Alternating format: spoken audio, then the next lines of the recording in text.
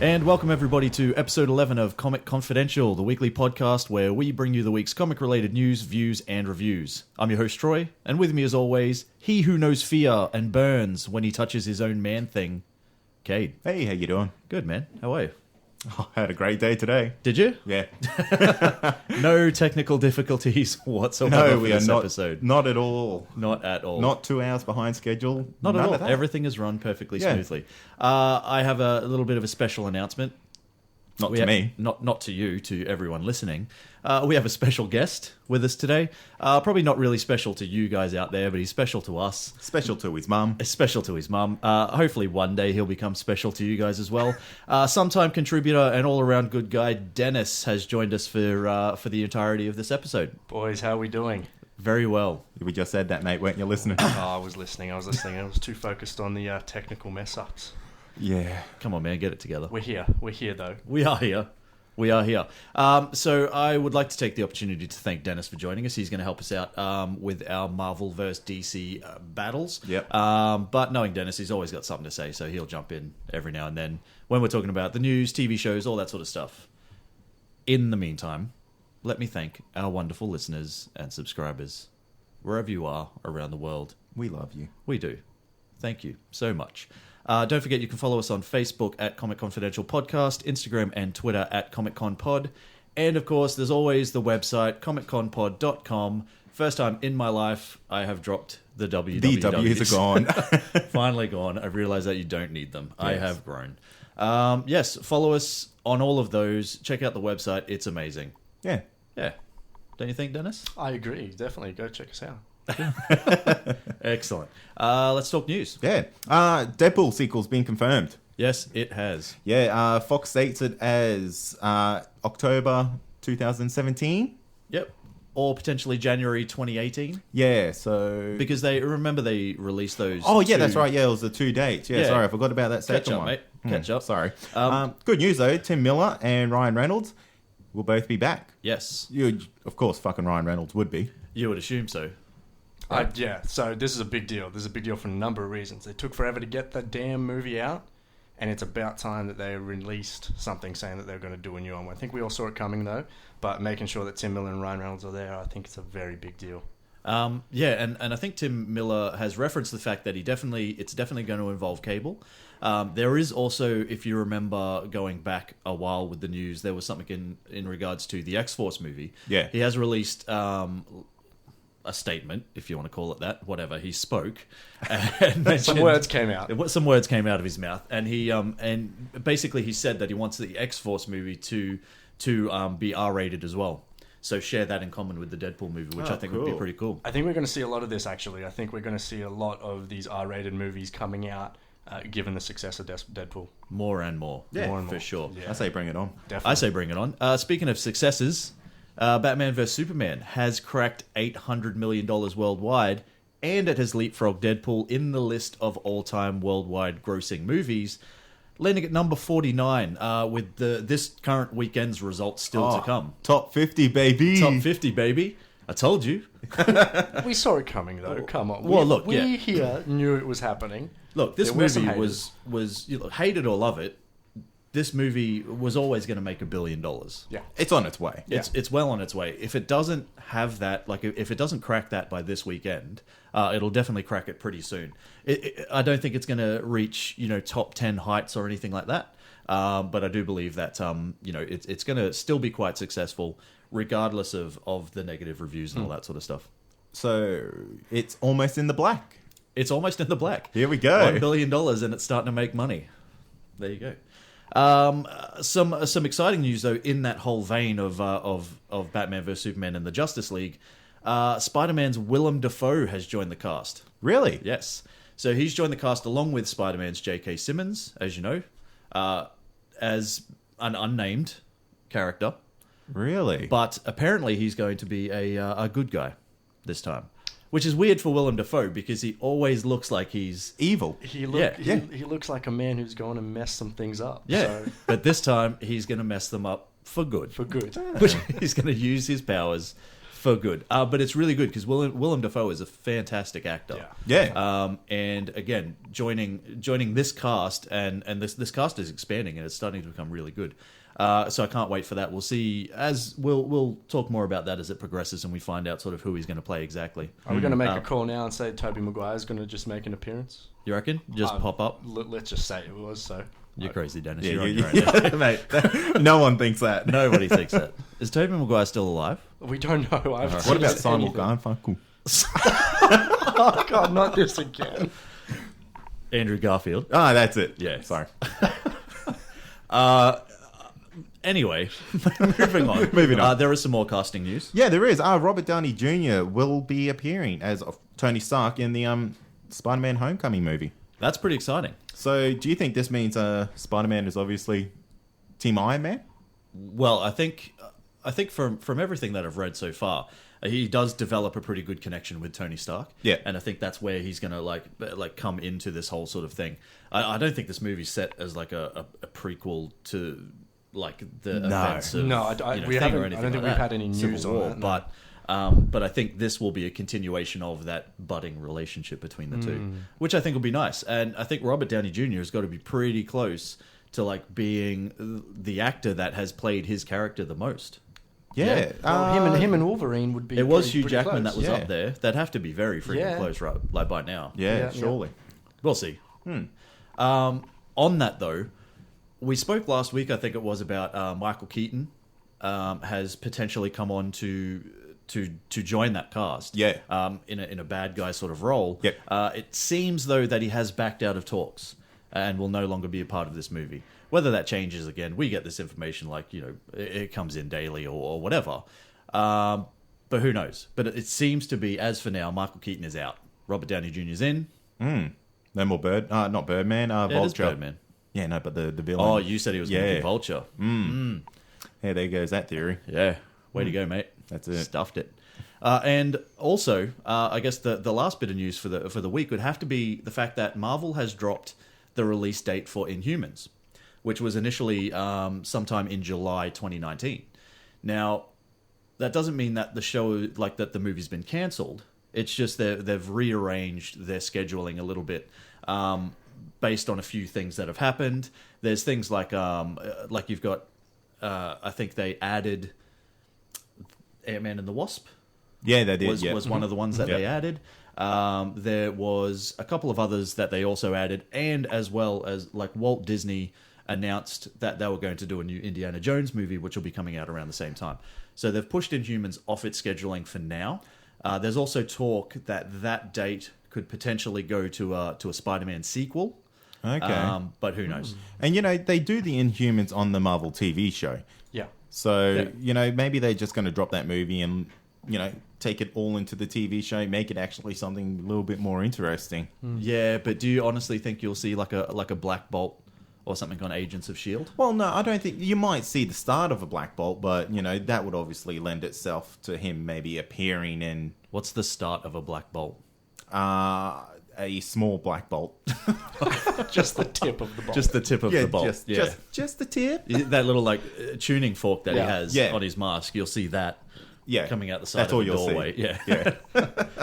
Yes. What were we even talking about? Inhumans. It's been pushed back. I don't think they'll drop it. I don't think they will. I think the movie has a lot of potential. We'll see how we go. Yeah. Won't we? That's it. Indeed. All right. And that's going to take us to the weekly wrap. Okay, now the segment, as we know, usually starts off with The Walking Dead. That is finished. We are starting with Fear the Walking Dead. And let me tell you, this week, it was an interesting one. Yeah, it was. Travis and the rest of the Abigail crew learn more about the plight of the mainland. They decide to take refuge and regroup on, I guess it's a deserted island. Well, not deserted. I think it's deserted for the fact that there's a zombie apocalypse. Yeah.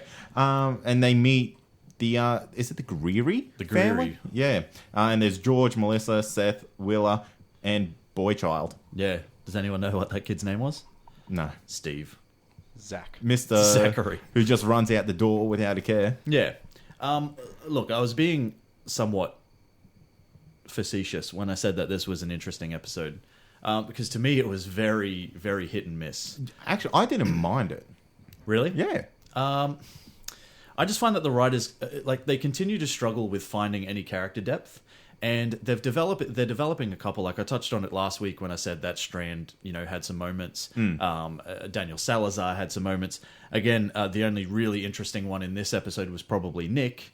But again, they're trying to play on this Strand side story, and it could be something good. It could also turn out to be just a nothing. Yeah, well, I can agree with you because Alicia, Chris, Madison, and Travis, they're all kind of just mopey pricks this whole episode. Yeah. Especially, Alicia moping around the island was boring as fuck. Boring as fuck. Yeah. But honestly, if they were trying to build any tension, right? Yeah. They fucked it when they brought in that scene and had her just, just moping around the island, and she draws a love heart on the friggin' sheet, yeah, and all that sort of stuff, and she's listening to some song that I've never heard in my life. Yeah, same. But it took a lot away of whatever it was trying to build to, whatever that was. Yeah. Just quietly, I really want her to be the first one to get taken out of the show this season. Out of the family? Yeah. See, for me, this could go two ways, because for me it's Chris, right? Okay. The mopey the mopey kid that got his mum. Yeah. She died. Yeah, but he got a little bit interesting this episode. He did get a little bit interesting, but only because he actually killed some zombies. Yeah. Yeah, right. He's almost turned a little bit psycho here. A little bit. And they might expand on that, they might not. I don't know, man. This show, it's like, they're bringing this whole new family. Like, it's a little bit of a side story, this whole Greery family who have basically decided to stay on this island. The father, whatever his name was again, I don't even remember, George. He's kind of like a survivalist and all this sort of stuff. Ultimately, though, it didn't really add anything. No, it didn't. You didn't have to have this episode in the season at all. It was almost like a filler episode. But how are you having a filler episode in the second episode of your season? Yeah, exactly. The only thing that I'm seeing is that it's trying to build up some character points. Yeah, but that is what the first 6 episodes I know, of the first season should have been. Yeah, exactly. So this here, it is dragging its feet. Yeah. However, one thing it did give us, it gave us a little bit more insight into how fucked, I guess, for lack of a better word, the world is, or America is their world. Yeah. But yeah, he did mention that, he had heard quite a few, they knew that San Diego was already gone. Yep. He had heard that basically half of the country, I think he said, was gone. Yeah. So it really sort of expands more on that than I guess The Walking Dead ever did, because The Walking Dead is very much set in Atlanta and surrounding areas. Yeah, that's right. Whereas this is it is doing a little bit like it's supposed to, and opening up that world. Yeah. Which is interesting. We'll see how that goes. Yeah. Anything else? Yeah, one thing. Well, 2 things. Okay. So I kind of think this is kind of playing off the whole zombie thing already. I think that's something that's still there is not enough character depth in this show yet to be drawing people in without giving them a crazy amount of zombies. Yeah. And there should be a crazy amount. Yeah, because this is the start of it. And, we saw that whole compound that they had, or that whole stadium actually, that Salazar opened. Yeah, that's right. That was full of them. Yep. There should be a lot of zombies, and they're kind of already playing off that, playing away from that already. And I know they're set on a boat and all that sort of stuff, and there's only so much you can do with it. But to me, you kind of really need that to get people, into this show, because really characters are boring as fuck. Well, maybe they just have a bit of a small budget at the moment. Maybe this has not been delegated enough money to let them do this yet. Well, who knows? The 2 things that they did pretty good though, in so far as the whole zombie thing. Yeah.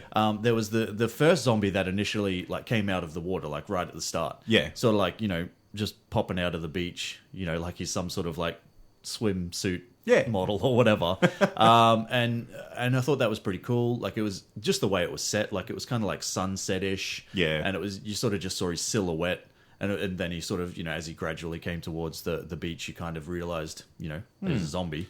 And what? Oh, sorry. No, you go. That just made me think, they don't need a huge zombie budget. These zombies are new. Yeah, exactly. They're not going to be super decomposed people. Exactly. So, yeah, get your shit together, people. Get your shit together.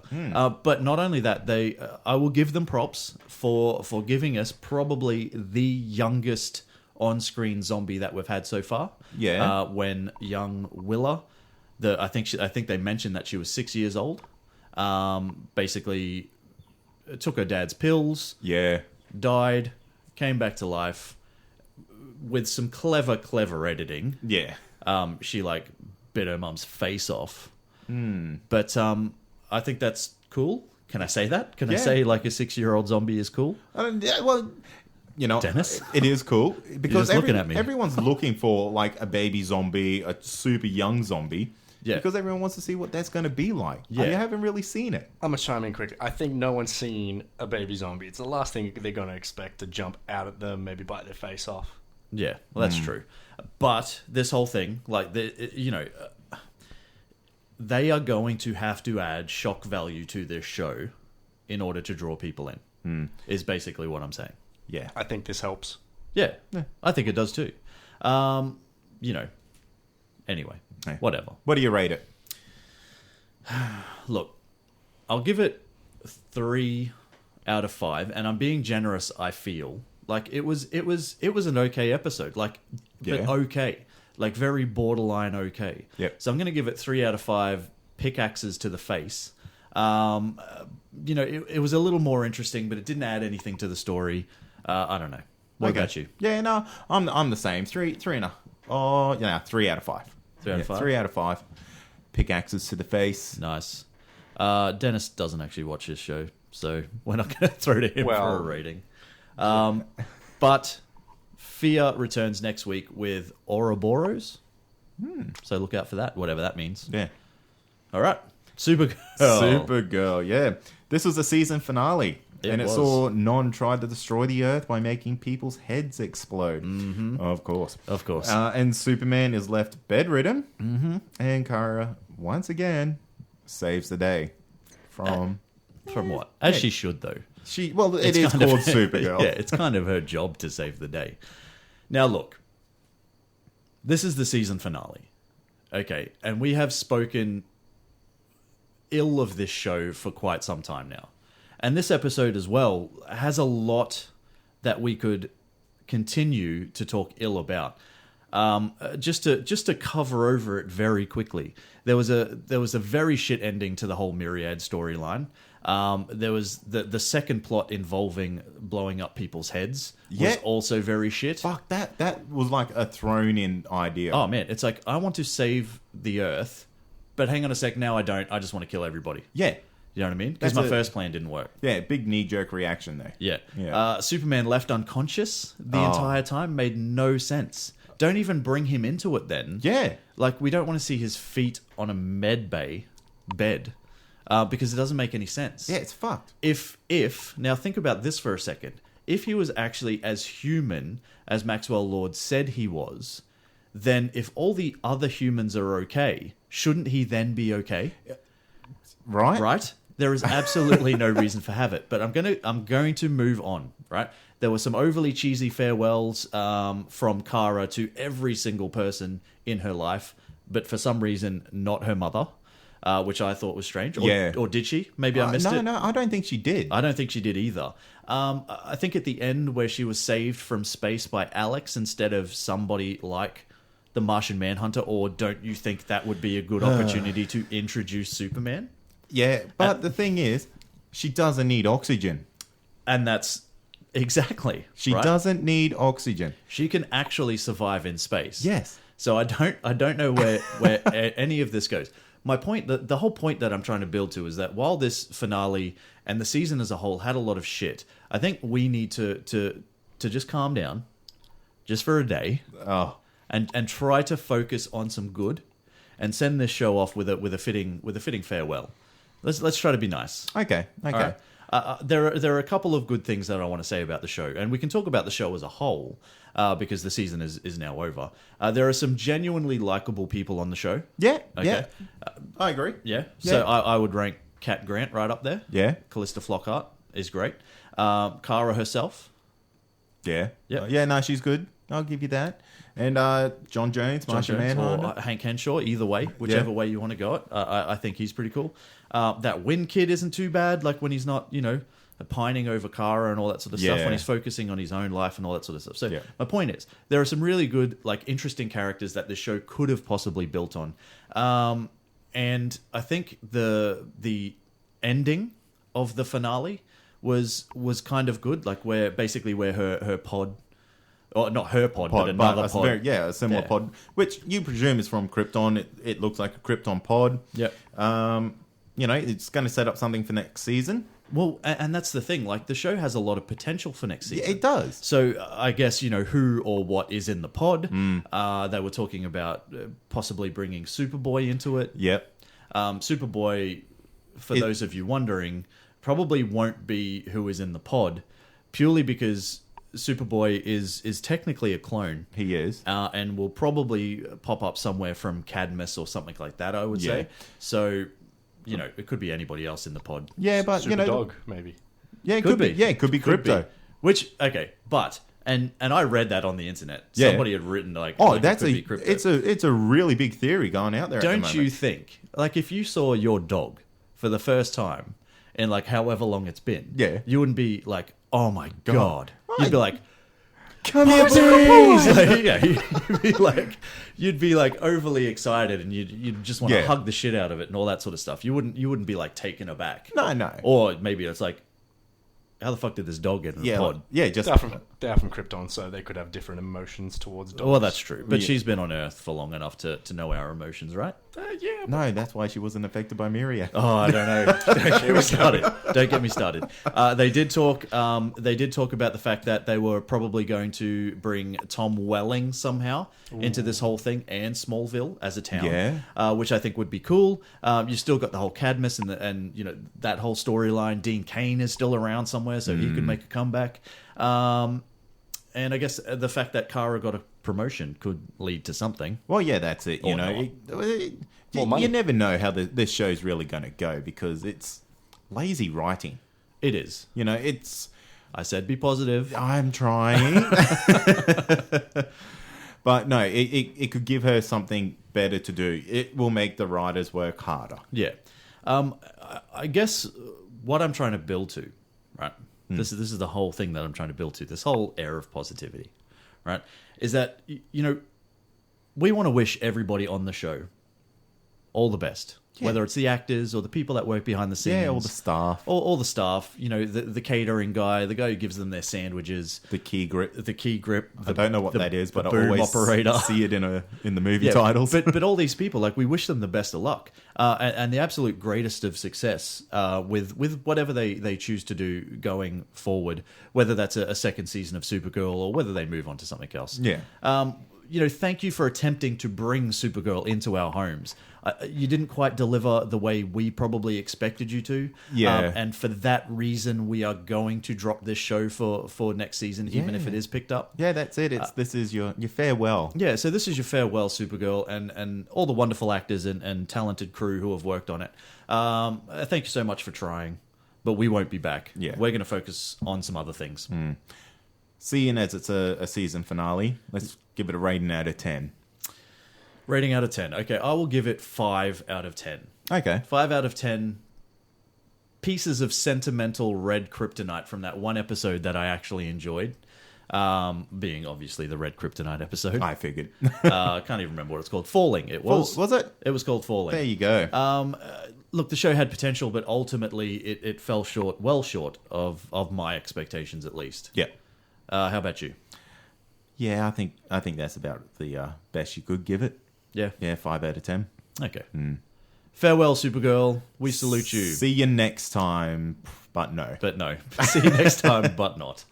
Well, that's going to take us to The Flash, episode title versus Zoom. Yes, so Barry uses Cisco's power to open a breach to Earth 2. We learn Hunter Zolomon's tragic origin, and The Flash finally versus Zoom. About time. About time. Yeah. About time. Now, Dennis, you actually watched this show. I watched this episode. I watched this entire show religiously. Oh, that's good. I love because it. this wasn't too bad, this episode. It was good. It was a really good episode. I enjoyed it. I didn't mind it at all. Yeah, Cisco kicked ass in it. He did. Teddy Sears was great. So Teddy Sears is the man who plays Jay Garrick, a.k.a. Zoom. Just for those playing at home. Yeah, and I enjoyed the take on the Hunter Zolomon origin story. Yeah, I think it was pretty cool. I think the whole thing was pretty well done. However, the internet. Oh, the internet. How we love it. This particular episode has the internet up in arms in a major, major way. A lot of people are pissed off at the fact that they have taken this Jay Garrick character, obviously known as the Golden Age Flash to most of us, and they've basically made him a bad guy and pissed all over his history. Yeah, and I can see why people are pissed off about it. Twitter's on fire about it, actually. Twitter is on fire. And one of the show's writers actually had to jump on Twitter and say, look, we're going to... Well, it was Greg Berlanti, the show creator. Oh, is that who it was? Yeah, and said, look, there's more in store for this character. Yeah, Don't worry. it's not a reimagination. Yeah. Just keep watching. For the love of God, people, keep watching. You don't have to freak out week after week just because something doesn't go the way you think it's going to go. But that's what makes the internet great. That is what makes the internet great, and it makes for some very entertaining reading. Of course. But honestly, I mean, give it a chance. Yeah. I fucking guarantee you, right? I will put money on it right now that the man in the iron mask is Jay Garrick. Oh, of course. Right? Well, look, we've seen it already. But not the Teddy Sears Jay Garrick. Yes. Right? So you could be right when you say it is Barry's dad, whose name has escaped me completely. So Barry's dad, 90s Flash. Yeah. 90s Flash could be the Jay Garrick on that Earth. Yeah, that's it. But just give it a fucking chance, man. Yeah. Stop it. Stop it right now. Stop it right now. Just give it a chance. Because this episode was actually pretty good. If you actually just relaxed and just watched it and stop trying to that's not comic book accurate. That's not comic book accurate. We know what's fucking comic book accurate and what's not. Let the show creators create something. That is their job. Hey, isn't it? Talking about things that are, not accurate. Let's talk about the crossover. Yeah. And the crossover I'm talking about here is between Flash and Supergirl. Yes. Now, because in this episode, you actually get the reference to what happened there. Oh, very, very briefly. For about 2 seconds. They're opening up all these breaches. How's Barry not referenced fucking Kara, Supergirl? Right, exactly. So you kind of see it initially where he's got the tachyon device and he's running very fast, and he quickly opens a portal and comes back from the portal. And when he gets back to the thing to Star Labs, he's like, how long was I gone? Yeah. Because obviously that is a reference to him, going to Earth 3 or whatever we're going to call it. We'll call it Earth 3. However, that is it. And how about the fact that you don't need Cisco's power because you just fucking opened a breach to another dimension? Exactly. Yes. Right? I'm not crazy, right? No, we got you. We got you. Is there something that I'm missing? Because the whole chronological order of this is completely out of whack. Because Dennis, stop laughing at me. Because basically, so they had World's Finest first. Yes. Then they had Flashback, and then they had Versus Zoom. That's basically the order in which they came. Yep. The order in which they're supposed to be is Flashback, World's Finest, Versus Zoom. Mm-hmm. I just don't understand why they couldn't just do that. Yeah, I know. Maybe there was an intern running the place at the time. There could have been someone some monkey typing on a computer. It's like, man, this is how the show is written this week. But it stresses me out a little bit because there are a lot of things that they could have done a lot differently to push this story along, rather than I don't know. Yeah, well, the only thing that I think is CW didn't touch this storyline because Supergirl's budget paid for the Flash to go there. Right. Yeah, so I think as far as CW sees it, that has It's not nothing their to do problem. with us. Okay. Yeah. I So, just find it weird that the Flash can cross over with Arrow, and they've done it multiple times. Yeah. And we see a nice crossover, don't we? Yeah. We see them both reference the fact that I've been there, you've Yeah, been yeah, here. yeah. It's always been fairly smooth. It's just this. I don't know if it's the fact that there's different people involved or what it is. It just didn't seem like either there was enough preparation, Yeah. or that, like you were saying before, the order was just wrong. Just wrong. I think they could have. I think they could have done it a lot better. Yeah. I just really wish they had have just referenced it. Yeah, Yeah. they just needed one line. That's it. That's it. It's like, Saw oh hey, Supergirl. yeah, saw Supergirl. Went to another Earth. And maybe we should try doing that again first. Yeah. Instead of like coming up with this whole thing that Cisco as vibe can like sort of vibrate to the frequency See of all the the- two yeah. dimensions and all that sort of stuff. And that's fine if you can do that. Don't get me wrong.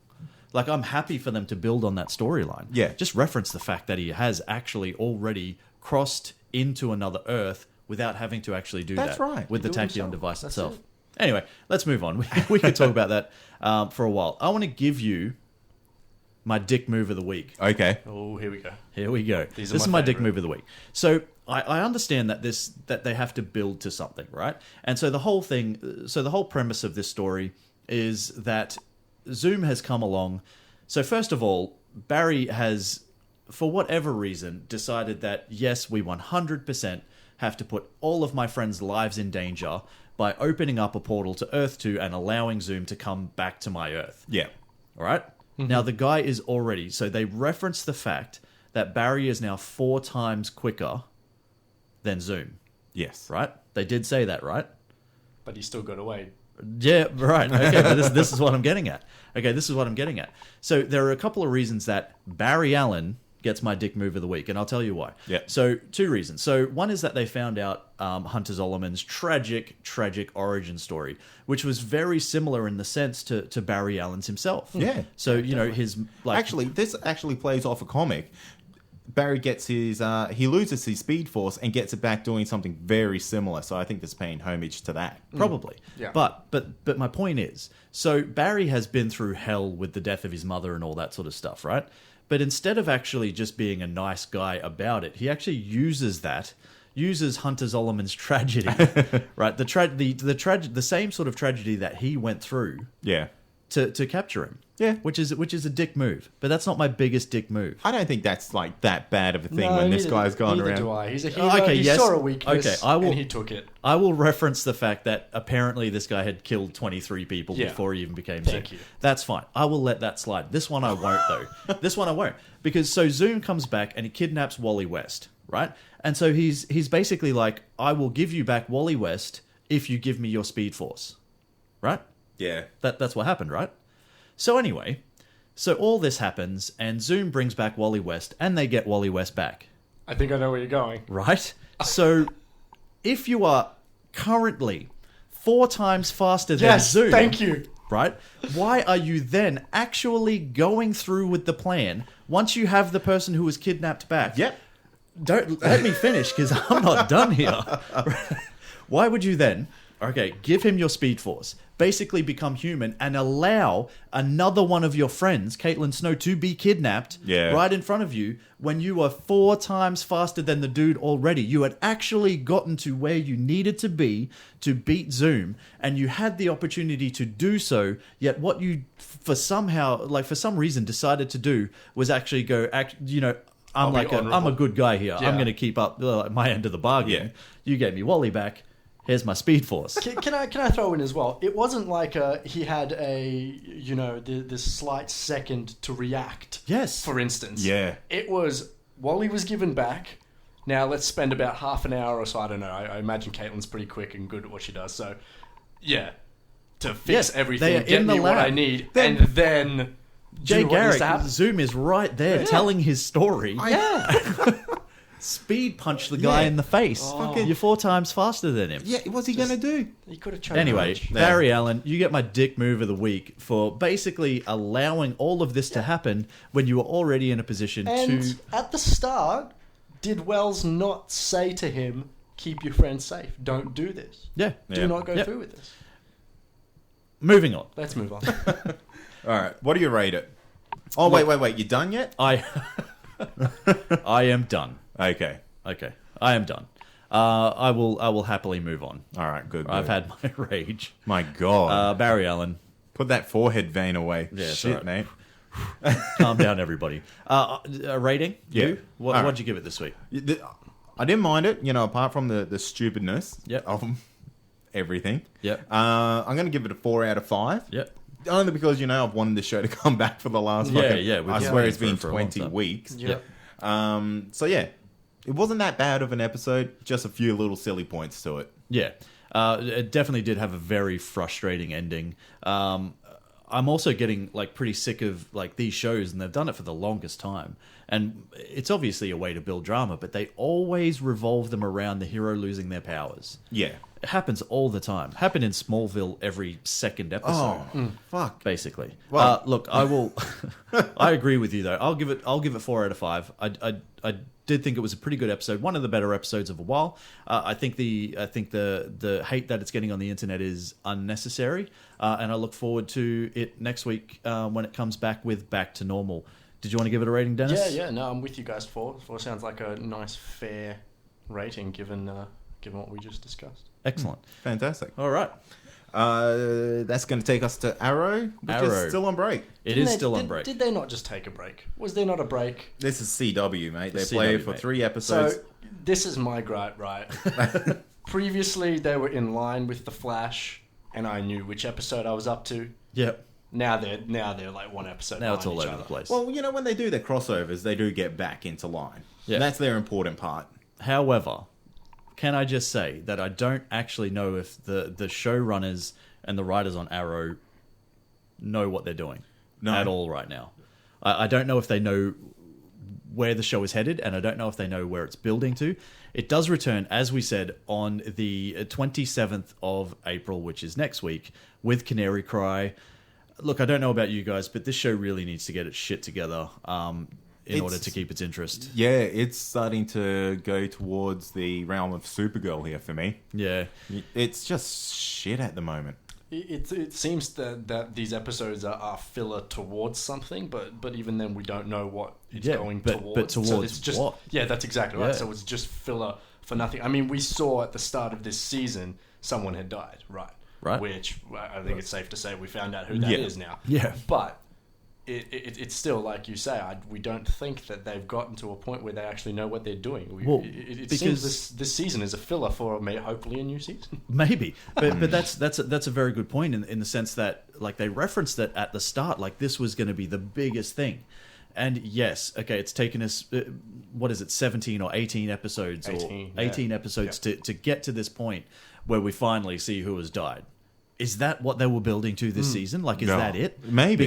Because there's nothing else. I honestly don't know where they're going with any of it. With Hive, I don't know where they're going with... Yeah, who's the villain? Who is the villain? Who is the villain this Is season? it Hive? Is it Damien Dark? Is it Damien Dark? Is it Andy Diggle? Yeah. Yeah, exactly. So who knows? All we do know is that, as you referenced last week, there's going to be a lot more Lazarus Pits. Yeah.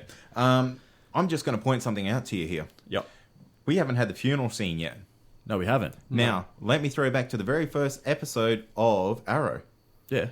Are you going to reference Grant Gustin? The fact that he's there. He's there, and he's got his Speed Force. He can run faster. Oh, that is... Yeah. okay. Oh, wait. Yeah. Look at this. There This you guy. go. So, obviously, He gets it back. he gets it back. Well, obviously he's going to get it back. but, it's not a concern because he says, got Zoom troubles. However, that episode is next week. Yeah, Yeah. exactly. So, yeah, he'll have to get it back next week and then probably reference the fact that he needs to go to a funeral. Yeah. At some point, I would assume. Because interestingly enough, Sarah Lance is actually in this episode as well. So then the Legends obviously have to make a trip back to the current timeline, timeline Oh, in well- order for her to go there. Technically, they don't because they operate on a different level. Oh, don't even get me started on the level they operate at. But, seriously, she doesn't have to come back this week in that the Legends of Tomorrow episode. No, she doesn't have to, but they will have to come to they will have to back to this time. reference it at some point. Yeah, so whenever they do. Anyway, we will see what happens next week when the show returns. Look, hopefully this episode delivers the goods and it actually does start to build to something. My hopes aren't overly high. No. Gotham? Gotham? Yeah. Yeah. Wrath of the Villains. Pinewood. Now, Dennis, do you watch this one? I don't, I'm going to be honest. What do you watch? Well, the Flash and Arrow, really. Why are you here, Dennis? Well, I don't know. You guys brought me in, you sat me down, you said talk some stuff, so I'm here. All right. Well, but I will listen and I will nod accordingly. Excellent. You're a shit Thank bloke, you. eh? Fine, I'll stop. I'll go I will home. stop looking at you because you're obviously going to have nothing to add to That's this. true. I'll Look, moving on. Jim, along with the help of newly sane Barbara, unravel the mystery behind the Wayne murders. Bruce gets even more brooding, and Hugo Strange discovers the secrets to reanimation. Very exciting. So exciting. It was actually exciting. No, not a bad episode. Because to me, like, finally, this show is actually building to something. So Bruce finds out who hired Matches Malone to kill his parents, which was the philosopher, who turns out to be Hugo Strange. Hugo Strange himself, his plans are finally brought up to speed, and at the end of the episode, spoiler alert, Dennis, don't ruin it Theo for me. Galavan rises as Azrael. Damn, Dennis. Damn, Dennis. You need to catch up. I will catch up starting tonight. Anyway, so I guess what I really liked about this is we finally the biggest part that I liked is that we finally got to see what Hugo Strange was really up to. Yeah, that's it. We knew that he was, messing with like corpses and things like that. He was obviously trying to perfect reanimation, but they finally done it thanks to Dr. Freeze. Yeah, his little formula. His formula, the Yeah. Freeze formula. I'm Fries. surprised it actually took this long for them to play it off. Yeah. Because how long ago was Mr. Freeze, Dr. Freeze? Yeah, did I call him Dr. Freeze? Well, I think was he he- a doctor?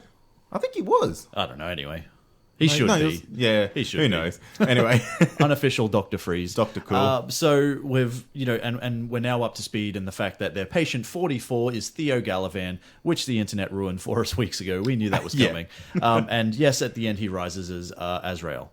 One thing I do want to say about the show, though, is that I'm starting to feel, and not starting to feel because I felt this way for a while. Yeah. I'm starting to feel that the show is actually being swallowed up by its insane amount of characters. Yeah, well, this plays exactly on what I just said. They could have played on this Mr. Freeze storyline a lot earlier. Yeah. But because, they've got little dickhead Bruce, Yeah. they've got Gordon, they got now they got Barbara. Yep. There's about 4 or 5 different stories going on here. The Penguin. Oh, Penguin, yeah. Riddler, yeah. There you go. Yeah, so it's crazy, and it's in danger of losing its identity. Not that I don't really think it has fully grasped its own identity yet. The show is really supposed to revolve around Jim Gordon, or the city of Gotham itself. Yeah.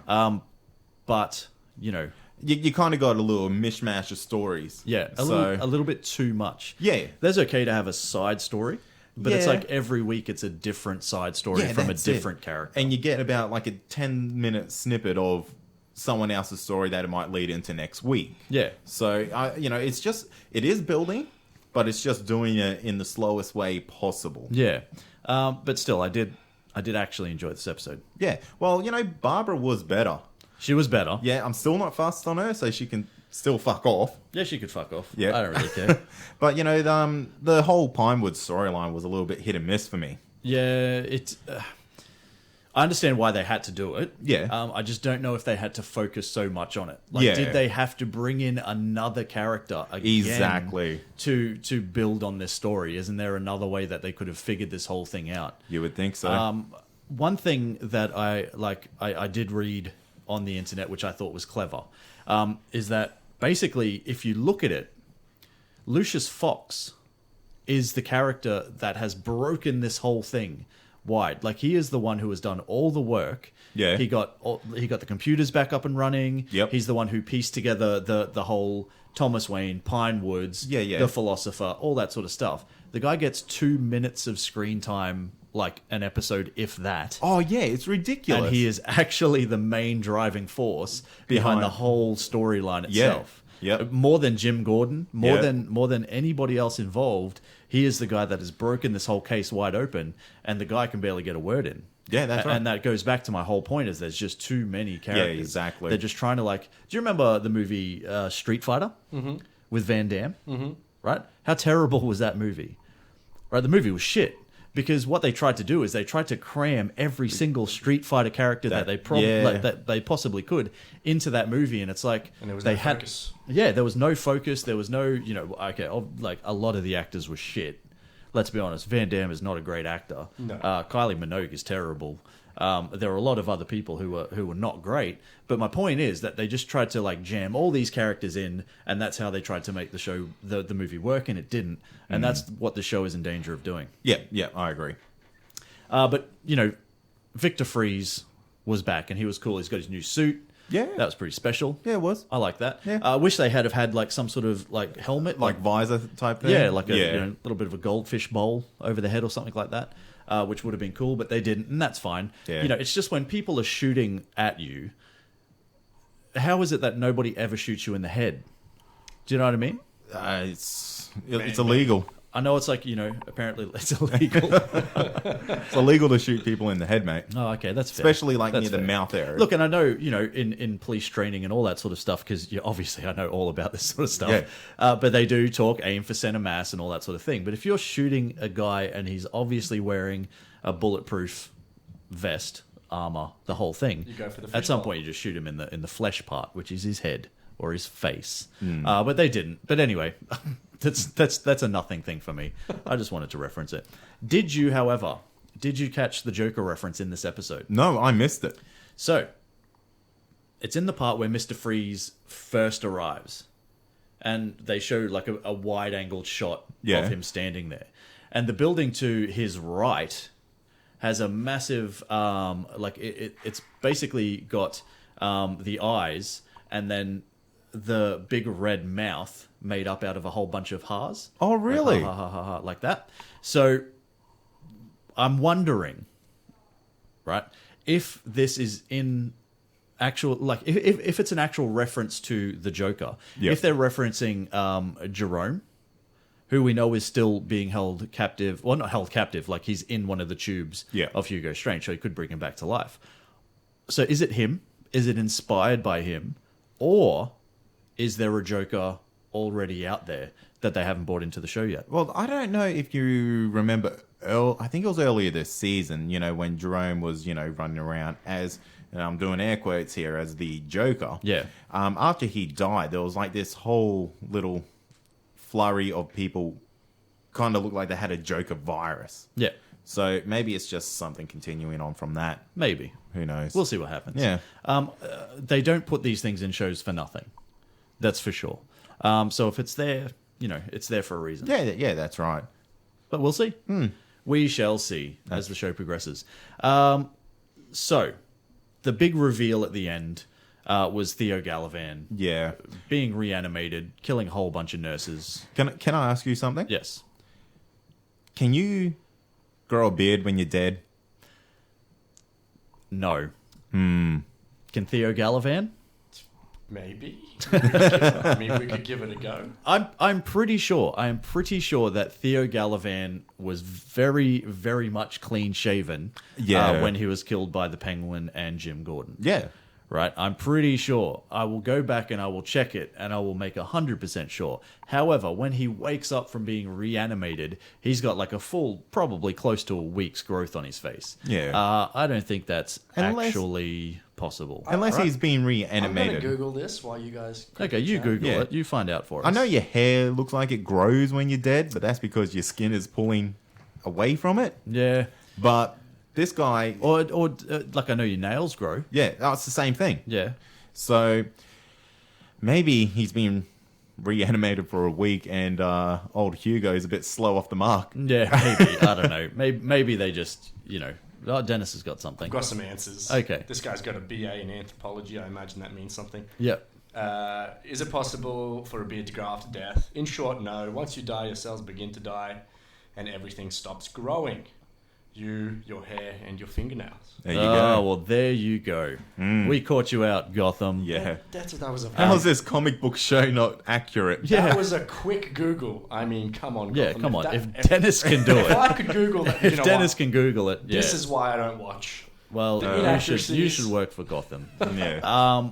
So yeah, look, that's a it's kind of a nothing thing. You could have glanced over it, but I mean, get some continuity, Yeah, that's it. right? Right. Let's wrap it up. Yes. What'd you rate it? I'm going to give this one. I enjoyed this episode. I thought it was pretty good. One Yeah. of their better episodes of late. I give it 4 out of 5. Weapons from Bullock's whammy draw. Yeah, I'll give it 4 out of 5 as well. Yeah. You know, Gotham has been the dark horse lately of our TV shows. Yeah, it's good. it's had its moments. It definitely has. As much as I hate Bruce, that little wanker, it's proving to be Man, quite you good. need to get over that. You know, Bruce becomes Batman, right? Yeah, but is he Batman now? No. No, He's just little dickhead Bruce. he is. DC's Legends of Tomorrow, Last Refuge. Rip and the crew take on the Pilgrim by kidnapping a bunch of babies. We get some further insight into Rip's past, and Vandal Savage is nowhere to be seen again. Yes, another episode without a focus on Vandal Savage. I like this. Yeah, You I know, like it too. Yeah, and we said it last week, but there's only 4 episodes left, so they might want to get on with the whole killing him part. Yeah, and obviously they've referenced the fact that they're going to find him in the future. Yeah. Next episode. But yeah, there's 4 episodes left. You've had half your show where you haven't even referenced the fact that you need to kill this guy. Yeah. You keep like hiding here or doing this or going to future Star City or whatever it is that you do. They should probably start looking at wrapping this up. And looking at effective ways of actually killing this guy. Have a fucking plan. Yeah, and they just seem to rock up and get their asses handed to them. We'll stop revolving everything around Kendra. Please. Because that's what this thing is doing. And I did read something very quickly that there's a good chance that Carter will make an appearance next episode. Yeah. Cool, whatever. Don't really care. My biggest concern with this show is that they are consistently trying, and they did it again. The whole side story of this episode was them trying to push this unnecessary relationship with Ray and Kendra. Yeah. Can I just go back to the whole Carter story here? Yeah, Now, I'm not a fucking genius, but if it's true. only these 2 people can kill Vandal Savage, Yes. wouldn't you go through time and just pick these people up all the way through their timelines and maybe go and fight them with 100 versions of them? Ooh, is that even possible?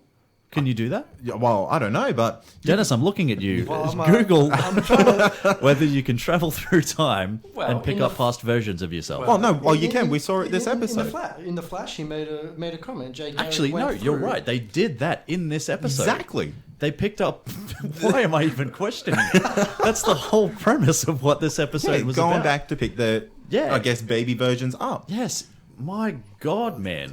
Just go back in time, pick up every time period's version of Carter and Kendra. Yeah. And then attack Vandal Savage with like 100 of them. Exactly. You are a genius. You've See- sold yourself short, sir. My God, just do that. Can you? I don't know. Yeah. I still think there'd be some, there'd have to be, Rip would come along and he'd say, oh, if you do that, that's going to fuck with the timeline. But guess what, Rip? You say that every week and they still do shit That's and it. it doesn't fuck with the timeline. And would the same rules apply to someone who gets reincarnated? Yeah, well, probably not. You're going to get born again Well, anyway. they actually they reference the fact because basically the whole premise of this show was that the Pilgrim, the new bad guy, Yeah. was going back in time and killing the past versions of themselves, like when they were young and when they Yeah. were kids or whatever. Now they did reference the fact that there was no point for her to go back and kill a previous version of Kendra because she will just be reincarnated anyway. Exactly. So Yeah. There you go, fucking show writers. think about that for a second. My mind is blown. Yeah. What more can you say? Really? I think you just saved Earth in 2166. You're welcome. Earth. I'm tipping my hat. Tipping your hat. However, okay, I do. There are a couple of good things that this show had for Yeah. sure. This episode. one of the terrible things that the show does is continuously focus on that relationship, and I hope they drop it. But they got engaged in the end, so it doesn't look like they're going to. But moving on from that, I actually really enjoyed the episode, and I thought the Pilgrim herself was actually a really good villain. Yep. I was a little unsatisfied with the fact that they just vanquished her for good in the end. They should have played on this a fair bit more. This is the best villain they've probably faced this whole season, and the fact that they just turned her into dust in one episode. Well, Kronos was a dud until he became McRory. Yeah. The Hunters were fucking about as worst. duddish as you can get, if that's even a word. Fuck, the Cowboys were more dangerous in last week's episode than they were. Well, yeah, they were. The Stillwater gang gave them more. Yeah. But what I do want to reference is how nice and polished this whole final battle looked. Yeah. Like with her ability to freeze time within her own little space. Yeah. And turn the Legends' attacks against them. Yep. Man, that was really done. That was some Matrix style shit. That was really, really good. That was some really good special effects. And, man, I don't think... that's probably one of the better fight scenes I've seen on TV in a long time. Yeah, well, in this format, from these group of shows. Yeah. Yeah, that we referenced. There's been a lot better than that. But... yeah, I thought that was good. I also thought it was good that that we finally got to delve a little bit more into Rip's past. We got to sort of go back and see that he was like an orphan child. He just loves to shank people. He loves to shank people in the leg. Yeah. Good on him, I say. Yeah. But yeah, so he's a little bit of a shit kid. And, we meet his mother or his adoptive mother. We see the home where he was brought up and where they brought up miscreant, orphaned time hunters, travelers, whatever they're called. Masters, yeah. Oh, God damn it. Okay. Time masters. And it's interesting to note that his birth name is Michael, which is the same name as his father. Who's that, Dennis? Do you know? Booster Gold? Yay! Stop looking at our notes. There are no easy answers, Dennis. You must research this. Yeah. So overall, I thought it was pretty good. Now... I see here they're going to Battle Savage in 2166. Correct. What is the point? What is the point? Well, he's already taken over the world. Yes, but the reason they have to do this is because apparently, according to Rip, they've run out of time. Now that they've removed the baby versions of themselves from the timeline, in order for them to be able to go back and be safe, then they need to finish this now. So they are going to... And they don't know where he is. Gideon can't find where he is. And that's what Rip said. There's one place where we know he's going to be. But I don't see how killing him in the future is going to save them in the past. I think what they're trying to reference is the fact that they get to put them back into the timeline. They could just do it anyway and not fight him and let Rip live in a shitty future. Well, that's, it's one option, I guess. They could do a lot of things. And the fact that, you are not the captain of that ship, and Rip has decided that they're going to 2166. So. Yeah, I'm going to risk 8 lives here for my family. Yeah. That are already dead. No, look, he has said that he will not risk any of their lives for the sake of his family. He has a look what he's doing. All right, let him take control, right. And we'll see what happens. I really enjoyed it. I just wish they'd drop the unnecessary romance. I think they need to lose Vandal Savage as a bad guy and focus on somebody next week. I thought the Pilgrim would have been good, but they played into it so she only gets to have one attempt at your life from the past, and then she can't do it again. And I think that's crap. Yeah, I think the rules around this time travel is just made up for the convenience of the show. Most definitely. I don't know. What do you rate it? I'm going to give it 3.5 out of 5. 3.5? Yeah. I'm going to, not the best episode of the week, but definitely up there as one of the best. I'm going to push it to 4. I'm going to call it equal even. Ooh. Yeah, I really enjoyed even it. Stevens. Even Stevens. Yep. If they do a couple of things differently, this show could actually be quite good. It could be the best comic show on TV. It could be legendary. Hey! Yeah? You see what Yeah? he did there? Anyway, whatever. Legends returns next week with Leviathan. And yeah, we'll see this futuristic battle. Yeah. All right. Bring it on. Excellent.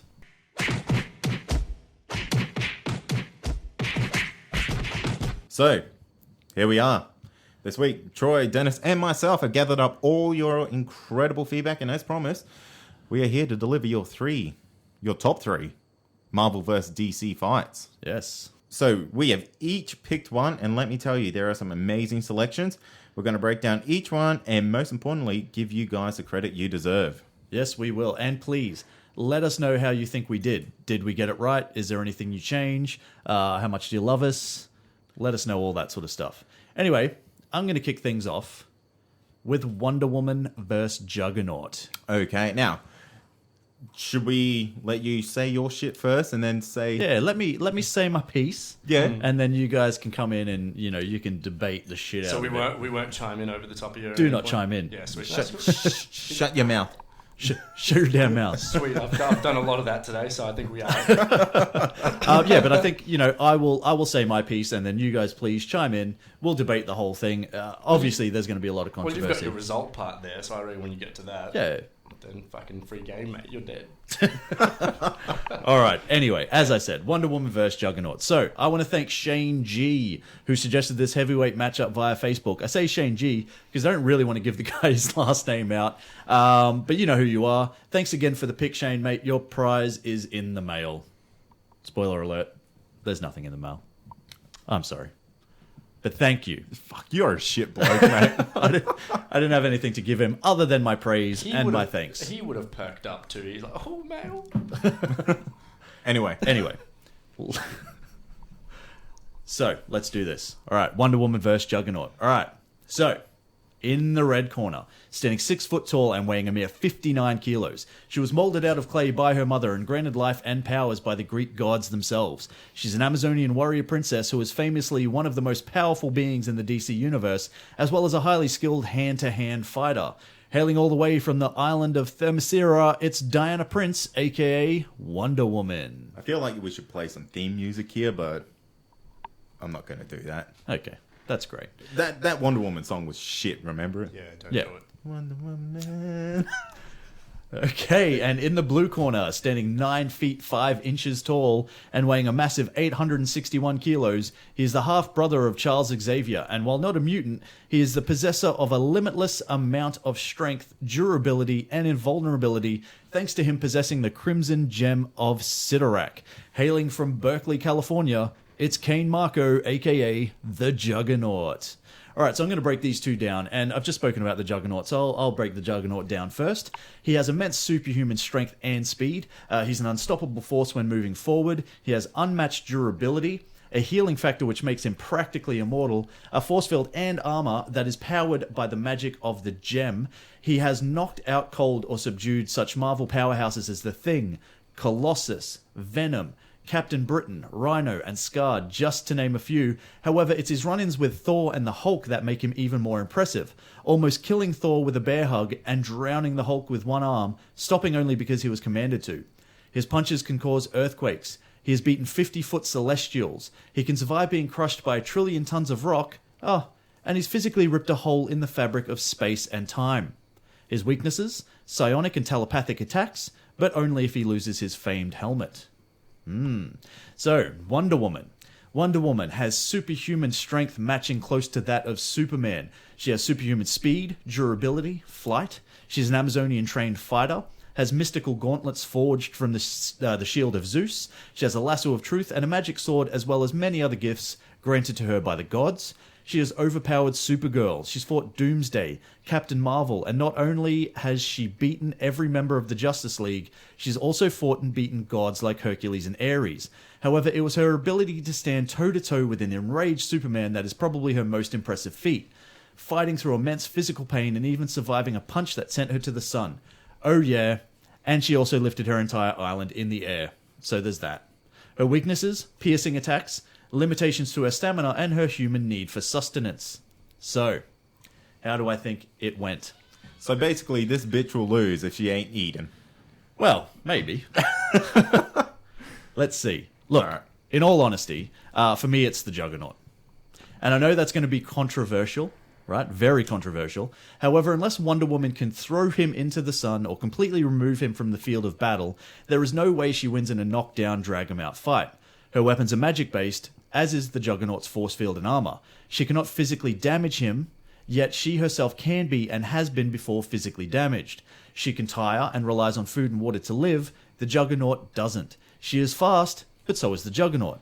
The fight would last for ages, days, or weeks even, with both getting their fair share of licks in, but to me it's the invulnerability, durability, and absolutely unmatched stamina of the Juggernaut that wins out in the end, basically because Wonder Woman would refuse to ever back down and surrender, causing her to eventually tire from exhaustion to her ultimate demise. To me, it's Juggernaut by a 12-round split decision. What do you guys think? Yeah, I'm going to agree. He's just... There's too many things working in his favor here. The helmet, everything that we've got there. And like you mentioned, she's been beaten, like physically beaten in the past, where we've seen her lose in that regard. So unless she can do something to stun him or get him out of his helmet... I don't think but the helmet doesn't actually, it won't matter too much. No, because he still has his force field, and she hasn't got any psychic attacks. That's true. So, what do you think? Well, the only thing that I could think that may Work in her favor. is she gets his helmet off, right? Yep. Throws a lasso of truth around his neck, Yep. and asks him, "How do I beat you?" Well, yeah, that's fair, but that's assuming that the lasso is magic based. Yeah. As I mentioned, as is Kane's force field, all that sort of stuff. So That's assuming it works. yeah. So assuming it works, I will give you that. Yeah, so However, that's the only way that I think she will ever beat him is, take the helmet off, lasso of truth. yeah, but a magic-based weapon against a magic-based force field, would they Yeah. just not nullify themselves? Well, we will never know, really, but I'm going to be under the assumption that it will still work. Okay. This for me, this was actually a really hard choice. Yeah. Wonder Woman is like one of the most superior physical beings in the entire DC universe. Yeah. However, you cannot hurt the Juggernaut. No. You cannot stop the Juggernaut if he is coming at you at full force. Doesn't even have to be at full force. Yep. And the other thing about the Juggernaut is that his strength can basically be increased to immeasurable numbers based purely on a thought. Yeah, right. So he basically uses however much strength he needs for whoever he's fighting. Both of them have shown that they can be beaten. Yep. Right? In both versions, Marvel and DC, they've both shown that they can be beaten. But for me, it's Juggernaut. Okay, so round one To the Marvel. Juggernaut. Marvel. Ding, ding. Ding, ding. That's going to bring up a you, Kade. And it's probably best to mention that Dennis has had to step out of this studio for now. He has a little girl bladder. He does. He has the world's tiniest bladder. So it's you versus me, pal. Yeah, let's do it. Let's see what you got. All right, well, I was suggested Thor vs. Shazam by @CG Moody on Twitter. CG Moody. That is a brilliant pick. Yeah, so let's get into it. Yes. I'm going to start with Shazam's backstory because it's a little bit better in my opinion. Okay. Yeah, so Billy Baxton, the alter ego of Shazam, was a homeless young foster boy.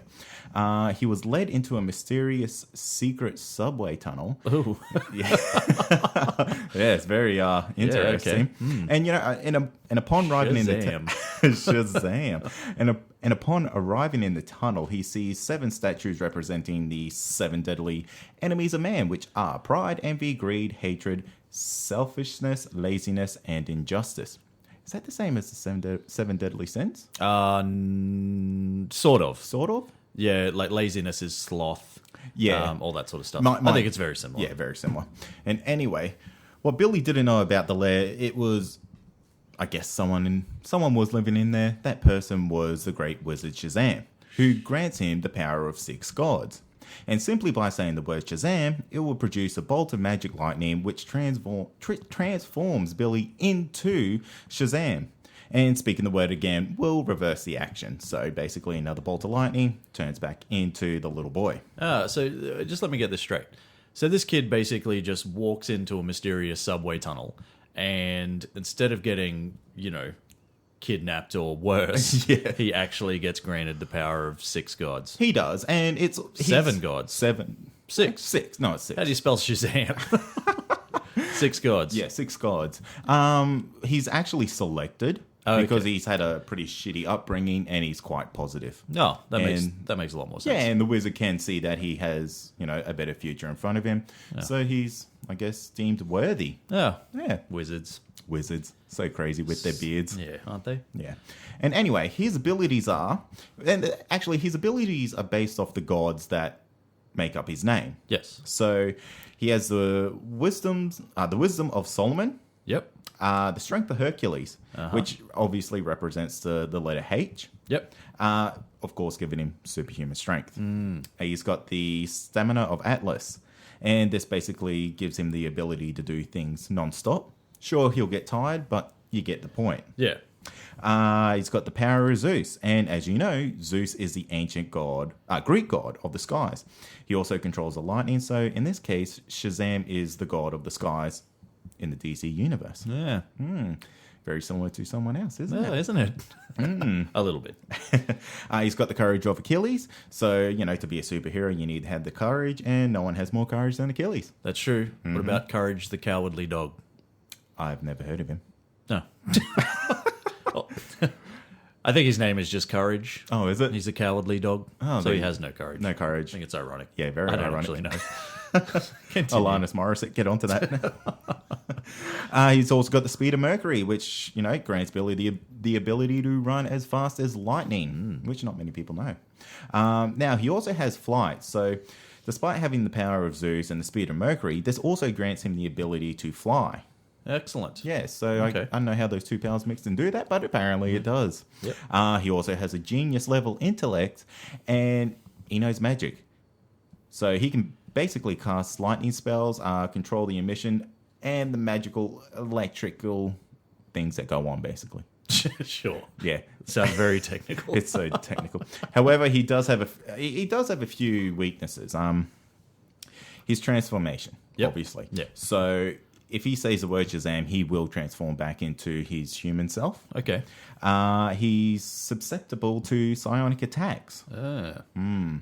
Lucky his opponent can't do that shit. Yeah, lucky. And I guess his greatest weakness is that he is human. So he can die. He's just a boy. In his human form. Yep. Yeah, so as long as he doesn't fuck up and say Shazam, he'll be right. Yeah. Right? It's easy as that, right?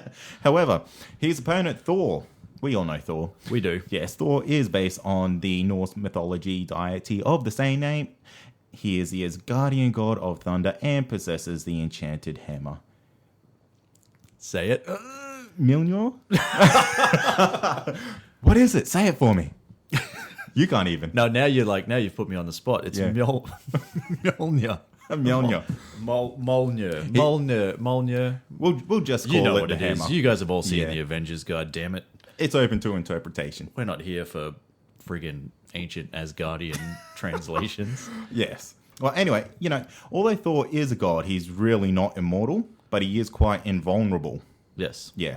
So, however, his hammer isn't the only enchanted item he has. He has several pieces of clothing that will grant him, I guess, more unique abilities or strengthen the abilities that he has. Yeah. And on the topic of his abilities, he has superhuman durability, superhuman speed and strength. He can actually do dimensional transportation with his hammer. Yes. I'm not saying the name. Molnir. Mjolnir. Let's move on. Yeah. The hammer. Where's Dennis? He would be here. Dennis would know this. Get your little girl bladder under control. Look, we all know how it is. I could spell it better than I can say it. Yeah, me too. Yeah. He has electric manipulation. He is a god of thunder, but he can only manipulate thunder via the hammer. Yeah. Interesting. Interesting. Yeah. Interesting. With the hammer, he can do some sort of flight with it. Yep. So basically, he has to spin it to a ridiculous speed to, I guess, propel him. Yeah. He can also throw it and hang on to it, so that's another way. Yep.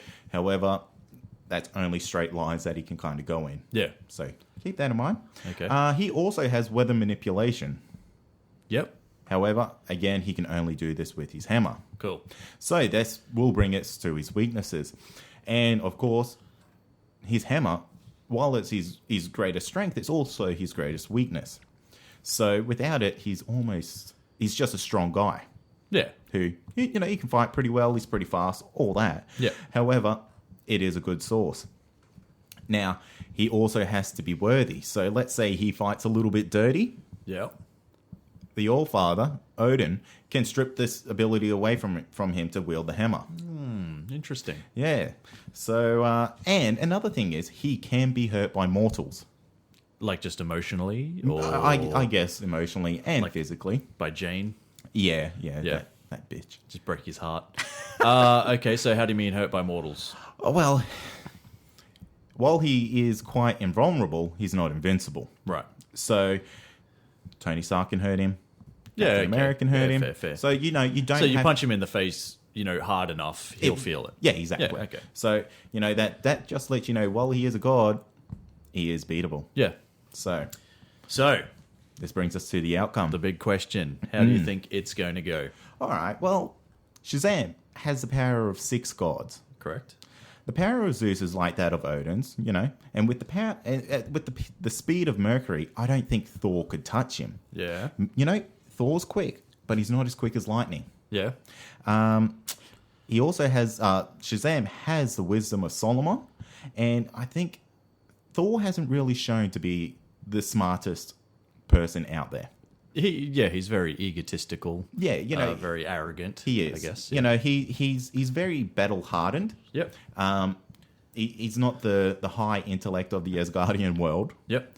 So I can see that, we're going to have a big lightning battle on our hands here. Yep. Ultimately, the lightning's not going to affect each other. Yep. And I think Shazam's going to outsmart him. And just Find a way to win. Yeah, just ease. And I think it'll be quite easy for him. You think so? Yeah, I do. Just the fact that he can move at speeds where Thor couldn't even touch him. Yep. It's a bit of a no-brainer for me. Okay. Disagree. And tell me why. Well, now, look, I'll honestly admit, while I do like the character of Shazam, I don't know an awful lot about him in the sense of, I know the basics and all that, and a lot of the stuff you've covered, I did know that. I was under the impression, though, that if he gets, say if he gets hammered, as it were, like if he gets pretty badly beaten, he does revert back into the child form. So let's say, and you would assume that, while, yes, Shazam does have the power of Zeus. Yes. Right? So he has control of that power. Thor himself is the actual god of thunder. Yes. Right? Yes. Right? So then, it is, in my completely unprofessional opinion, that, like I see it a little bit differently. I see Thor... I agree, it'll be a massive, lightning fight. Yeah. It'd be pretty amazing to watch from a distance, safely on my balcony. Yeah, correct. But I think ultimately, Thor is too much of a hardened warrior.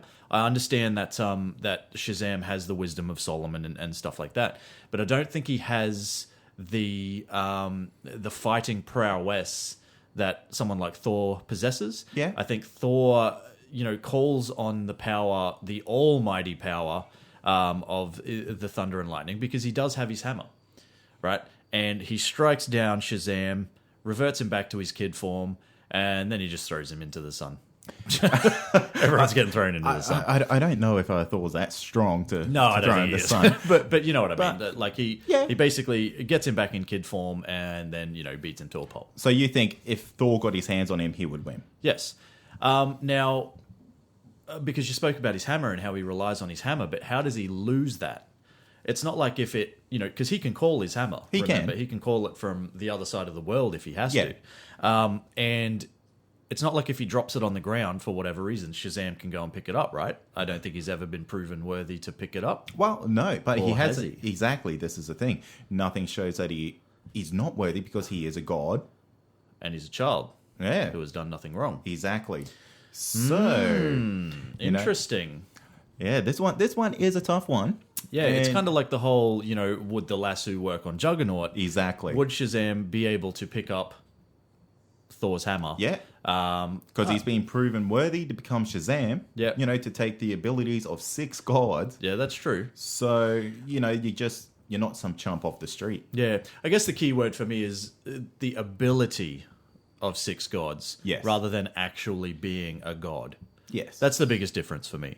Yeah. However, it has been shown that, even though Thor is a god, it doesn't give him that much extra say over, like I said earlier, Tony Stark, something like that. Fair. He can be punched in the face and bleed. And Shazam is one of the strongest beings in the DC universe. He is. He is basically Superman who won't get affected by magic. Yeah. Okay. So, look, I'm going to stick with Thor. all right. You're obviously going to stick with Shazam. Yes. Since it's your pick, obviously DC wins. Round 2. Round 2 goes to DC. DC. Let us know what you think, though. Do you think Thor would beat Shazam or the other way around? And let us know why. And let us know. And And also, let us know, would Shazam be worthy? yes. Let's go to number 3. Pick number 3. Number 3. All right. Let's get Dennis in here. Okay. Dennis. All right. So my good friend Reese has given me this one. Yep. Now, the reason Reese has given me this because he knows I love Spider-Man. Okay. So, Spider-Man versus the Red Hood. Okay. Okay, now I'm going to be straight up here. Spider-Man is one of my favorite all-time superheroes, if not the favorite. Yep. So I'm going to try and be extremely unbiased wherever I can. So feel free to dive in here, right? And I know you boys will. I know you'll hold me to it. Yep. Wherever you feel like I'm being biased, please strike me down. Sure. Okay, so let's talk Spidey here for a second, and he's got a lot of cool shit. Let's be honest. But let's focus on the main ones here, the things that we know, the things that we see in canon and continuity. Yep. I mean, Stan Lee was hella original when he decided on powers. Things that spiders have, right? Right. Wall crawling. Yep. Let's go. He can cling to walls, he can cling to ceilings, move really fast across them. Now, in the movies, right, in the first ones, we see that he's got these tiny little barbs that stick out. Now, it's been said that they don't actually know what that is. That Peter Parker actually doesn't even know what that is, and he feels like he can control the molecules of his body. Thus, why he can stick to anything with any part of his body. Okay. I think that plays a big part in a lot of things, and I'll definitely get to that. Now, Or it could just be that spiders do that. that could be it, but spiders can't... Hold up right here. Let's go for this. Spiders cannot hold onto something with their back. Hey, Dennis, Can they? back on track, mate.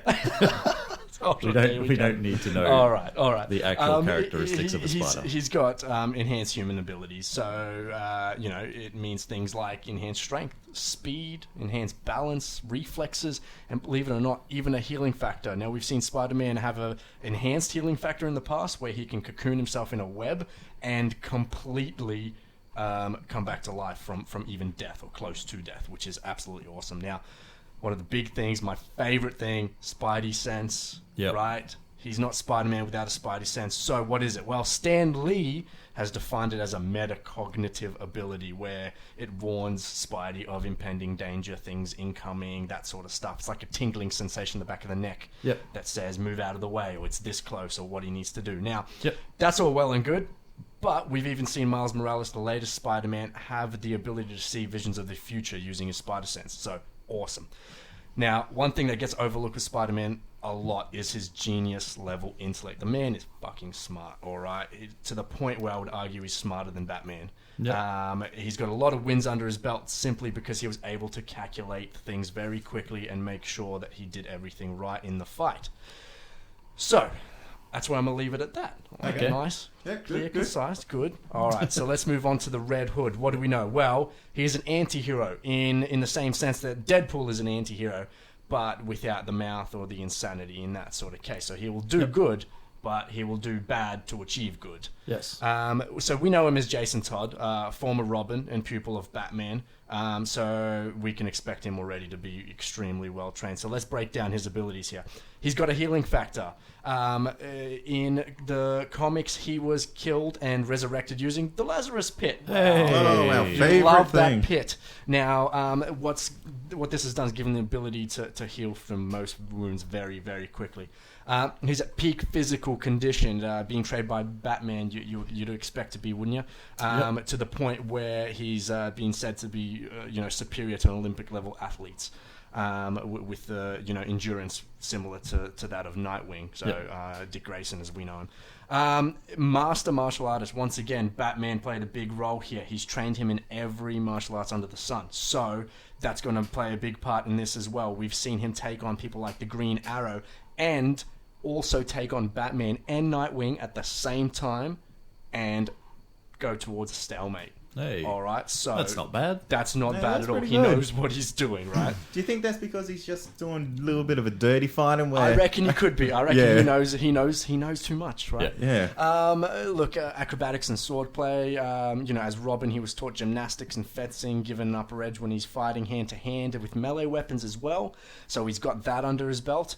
Being adopted by Batman afforded him some very, very good luxuries. One, higher level of education. So the man knows a lot, right? A lot of different things, deep knowledge in criminology, strategy, different things like that. So no public schooling. No public schooling, none of that rubbish. None mate. of that He went to an all-boys school, I would imagine. I don't even know how that works, but Public schooling will Public- get you on a podcast. That's about Yeah. it. that's it. That's it. All right. Now, even though he's trained by Batman, Jason's never understood the Batman code, which is, of course, we don't kill. Yep. Right? And Batman's cited this a number of times when he's gone head-to-head with the Red Hood. So this means he often uses his rifles, firearms, other things to defeat his opponents, right? And he's not afraid to kill them. Yeah. So he gets to a point. That's an and edge. That's an edge. Yeah. That's definitely going to work for him. Let's look at a result here, Okay. right? All right. What do you got? What do I got? You guys knew what it was coming to, right? All right, let's break this down. So Okay. Spider-Man has the ability to a forethought, if you will, Yep. to see these things. We've seen him dodge bullets. We've seen him do these things. We've seen him outsmart his opponents in so many different ways. I genuinely think that this is going to be the upper edge for him here, right? He's Yep. going to be able to see what he's doing well before it happens. To the point where he will know when a bullet's being shot and have that ability to react very quickly. Yep. So I think his spidey sense is going to be the huge edge here, but not to mention the fact that his web shooters are incredibly useful. Now, we've seen him use it in the past to even just slow opponents down while he got into a better position to do what he needed to do. But in saying that, Yeah.